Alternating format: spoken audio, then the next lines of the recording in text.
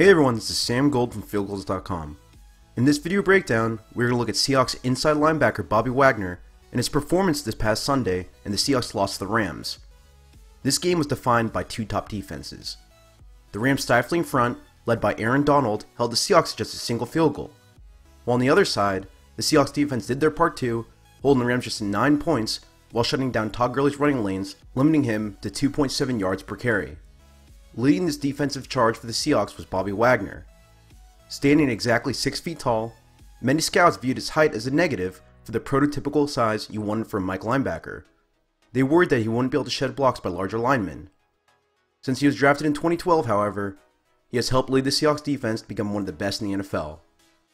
In the first play we'll look at, the Rams run a weak side slam to the right, using the tight end to block Cam Chancellor, while the combo block up front is to hold number 90 Reed at the point of attack.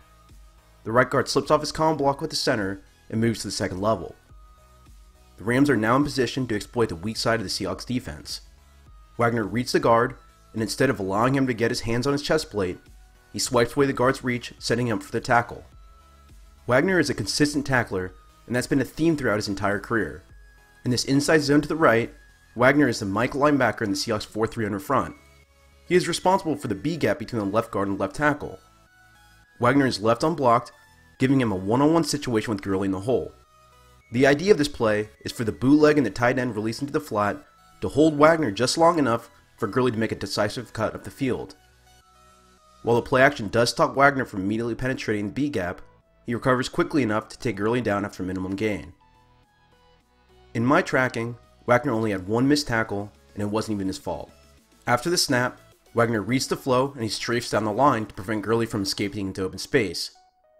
He attempts to dive at Gurley on Gurley's cutback, but the backside guard chases him down and dives at him, preventing him from making the tackle. Like I said before, I don't blame Wagner for the missed tackle. It was just a good hustle play by the guard.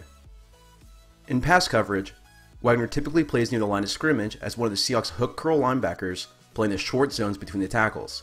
He also helps carry seam routes, watching the backfield to understand how the offense is attacking him. Typically, in a pattern read system, you read the strong side players and count your way in to determine your role. Wagner has a number 3 receiver, which is a tight end in this case. After the snap, Wagner takes inside leverage before breaking back towards the ball to stop Tavon Austin in his tracks. Wagner knows that the Rams are throwing to Austin underneath, and it was this knowledge that allows him to be put in a position to succeed and stop the Rams from picking up the first down. They end up punting on the next play. Another example was in the fourth quarter, where the Rams run a play-action bootleg float concept to the right. This is a 3-level read for the quarterback. His first read is in the flat, while the deep post is meant to clear out the deep sideline coverage. Instead of getting sucked into play action on first down, Wagner recognizes the play and covers the tight end well, allowing Michael Bennett to sack Keenum for a 9-yard loss. In this defense, the Seahawks rarely ask him to pass rush.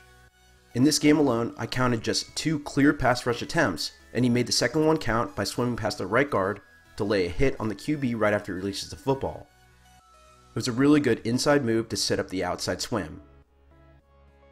Overall, Wagner's consistent ability in each phase of his game is what allows his defense to continue functioning at a high level. Well, that's it for me. Subscribe to my channel for my next video breakdown. You can find me at Twitter at SammyRGold.